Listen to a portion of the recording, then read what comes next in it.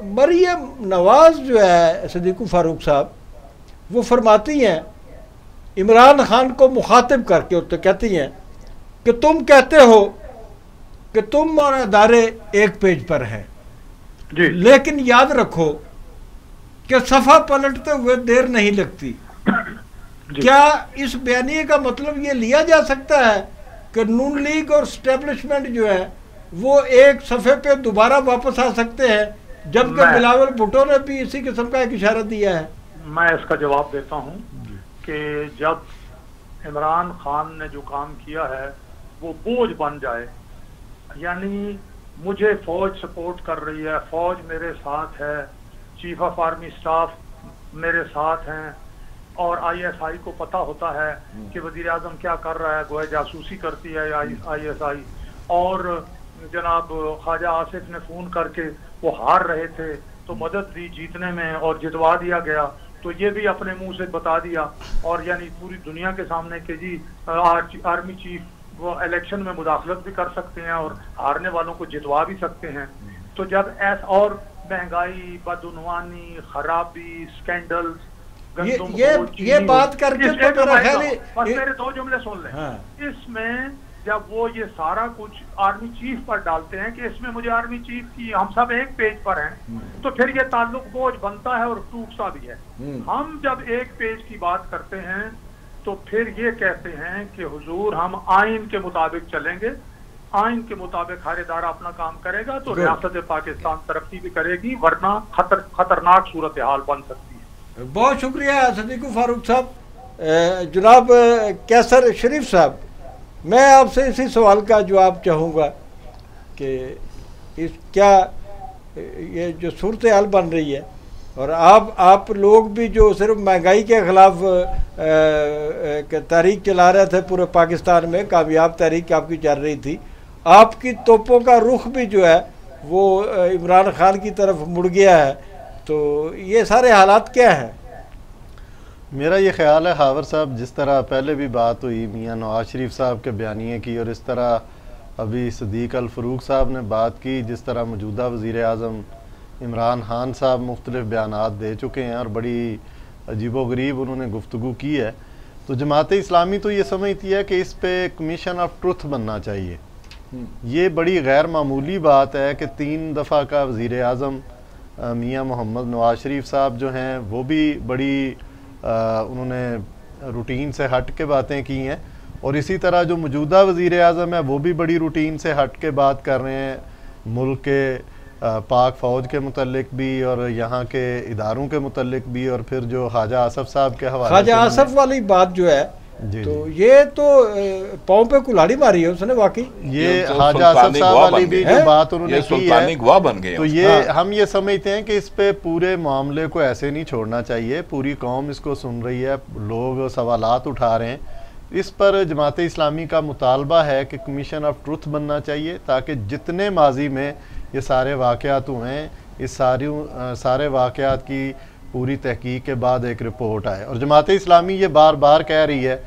कि हमारी फ़ौज को गैर जानबदार रहना चाहिए, उसको अपना वक़ार और अपनी जो इज़्ज़त है, जो पूरी कौम उनके साथ, गैर जानबदारी का मुजाहरा तो कर दिया ना यार। अब तो अगर जब आप किसी एक पार्टी को सपोर्ट करते हैं और अब उन्हें मौका मिला है, आपने उन्हें पुकारा है और आपकी लबैक पे वो आ गए, लबैक किया उन्होंने, आपने पुकारा और वो एकदम 1 सेकंड नहीं लगाया, उन्होंने रिस्पांस दिया आपको। हावर साहब, आप जाहिर है बहुत माशाल्लाह सीनियर जर्नलिस्ट हैं, आप बहुत सारी तारीख को आपने खुद देखा है, हमने पढ़ा है, आपने खुद उसको देखा है। हम ये समझते हैं कि अगर ये जो रवैया है किसी एक पार्टी को सपोर्ट करने का, ये तब्दील ना किया गया तो ये बज़ाते ख़ुद जो है वो सवालात पैदा करता है, और वो सवालात बड़े खुल के जो हैं वो सामने आ रहे हैं। तो हमारी तजवीज़ यही है कि हमारी फ़ौज को गैर जानबदार होना चाहिए, और उसको सियासत में पसंद और नापसंद का जो मामला ये उसको अवाम पे छोड़ना चाहिए। नहीं, इस वक्त तो कौम समझ रही है कि फ़ौज ने अपनी गैर जानबदारी का सबूत जो है, अपनी गैर जानबदारी का सबूत जो है वो इस वक्त दिया है। मैं ज़रा बात करूँगा जनाब शौकत अली चौधरी साहब से, इनसे कोई बात नहीं हुई। शौकत साहब, army chief general Qamar Javed Bajwa ने पिछले दिनों कुछ अरसा पहले, चंद हफ्ते पहले एक बयान में कहा कि पाकिस्तान में कोई भी किसी और के किए पर जवाबदेह नहीं है। पाकिस्तान में कोई भी किसी और के किए पे जवाबदेह नहीं है। ये इशारा जो है ये नून लीग की तरफ था या हुकूमत की तरफ था? देखिए, जो हमारे यहाँ प्रॉब्लम ये है कि पार्टियाँ सारी की सारी पार्टियाँ जो हमारी इक़्तिदार का खेल खेलती हैं, उनकी ख्वाहिश फ़ौज के साथ अपने मरासिम को बेहतर करने की हमेशा से रही है। एक तारीख़ है हमारी। जब अयूब खान को बावर्दी कैबिनेट में बिठा लिया गया था डिफेंस मिनिस्टर बना के, तो उसके बाद से ये तारीख़ चली आ रही है, वो तारीख़ ख़त्म नहीं हुई आज तक। तो पार्टियाँ तो हमेशा इसी कोशिश में होती हैं कि हमारे मरासिम फ़ौज के साथ बेहतर से बेहतर हो जाएँ और हम अपना अगला खेल खेलें।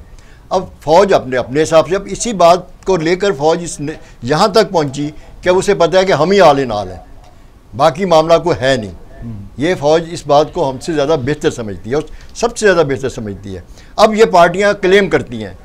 कि फ़ौज हमारे साथ है, नहीं है तो क्यों नहीं है, और हमारे साथ होनी चाहिए। तो ये बाजवा साहब ये बयान इसलिए देते हैं कि ये पार्टियों की जो हरकत और सकनात हैं, और इसमें वो अपने ऊपर इनका मलबा कैसे गिराएं। मतलब कि ये तो पार्टियों को तो बयानात ही अजीब व गरीब किस्म के होते हैं। मतलब कि अब इमरान खान साहब ही को ले लें, अब वो स्टेज पे खड़े होकर मुंह पे हाथ फेर के कहते हैं तू आके दे दिखा पाकिस्तान। अब वो प्राइम मिनिस्टर ऑफ पाकिस्तान है, अब वो इस अंदाज की वर्तें करते हैं कि तू आके दे दिखा पाकिस्तान, मैं तुम्हें जेल के कैसा शरीफ साहब, बाकी सियासत तो ठीक है हमने डिस्कस की है, लेकिन एक इल्ज़ाम जो इमरान खान पे है वो मुझे थोड़ा सा परेशान करता है कि इमरान खान ने कश्मीर का सौदा कर लिया है, कश्मीर को बेच दिया है। इमरान खान मकबूजा कश्मीर को भारत की इकाई में तब्दील होने से कैसे बचा सकते थे? देखिए हावर साहब, ये बड़ा अहम सवाल है, और जब से पाकिस्तान बना है मसला कश्मीर साथ साथ चल रहा है, और किसी भी हुकूमत के दौर में, वो हाँ पीपल्स पार्टी की हुकूमत हो, वो मुस्लिम लीग नून की हुकूमत हो, या किसी फ़ौजी डिक्टेटर की हुकूमत हो, कभी भी इंडिया की ये जुर्रत नहीं हुई कि वो कश्मीर के हवाले से ये फ़ैसला करे। आपने सवाल किया कि वो कैसे बचा सकते थे, तो उसके लिए ज़रूरी है कि आप इंटरनेशनली आपकी जो खारजा पॉलिसी है, आपका जो सफारती महाज है वो इतना मजबूत हो कि आप अपने कश्मीर के मसले को अक़वाम मुत्तहिदा की करारदादों के मुताबिक हल कराने के लिए ना सिर्फ एक पूरी तरह वो लॉबी करें, बल्कि पूरी दुनिया को उससे आगाह रखें जो इंडिया वहाँ पे कर रहा है और जो जुल्मों सितम, मतलब खारजा पॉलिसी इनकी जो है जी हमारी नाकाम हुई, और खारजा पॉलिसी की नाकामी का जो फायदा है वो इंडिया ने उठाया। आप ये कहना चाह रहे हैं? एक फैक्टर ये इफ्तिखार शाह साहब कुछ कह रहे हैं। वजीर आजम इमरान खान साहब ने बीइंग वजीर आजम पाकिस्तान, इंडिया के इलेक्शनों के हवाले से इन्होंने पॉलिसी बयान दिया कि मेरी दुआ है कि मोदी, वो ठीक है, वो तो हम बात करते हैं। नहीं तो एक आखिरी सवाल मेरा ख्याल बाद इन्होंने किया क्या, आखिरी सवाल मेरा ये है जनाब शौकत अली चौधरी साहब, कि ख्वाजा आसफ ने वजीर आजम के लिए बेगैरत का लफ्ज़ इस्तेमाल किया है। इमरान खान ने कहा कि नवाज शरीफ जो है बूट पालछिया था ज़ियाउल हक का। क्या सियासतदानों को, हुक्मरान हो या अपोजिशन में हो, ये इस किस्म की जो नाज़ेबा गुफ्तगू है वो ज़ेब देती है, करनी चाहिए एक दूसरे के खिलाफ? एक और थोड़ी छोटी सी एक मिसाल से वाज़ेह करना चाहता हूँ कि पॉलिटिक्स और पॉलिटिशियन होते क्या हैं। जब अलजायर में तहरीक आज़ादी चल रही थी तो फ्रांस की हुकूमत का उनके साथ उसमें जंग चल रही थी उनकी, तो सार्तर ने फ्रांस में तहरीक चलाई अपनी हुकूमत के ख़िलाफ़, ह्यूमन राइट की तहरीक, और जो हुर्रियत पसंद थे अलजायर के उनके हक़ में। तो डिगाल से ये कहा गया कि आप सार्तर को गिरफ़्तार कर लें,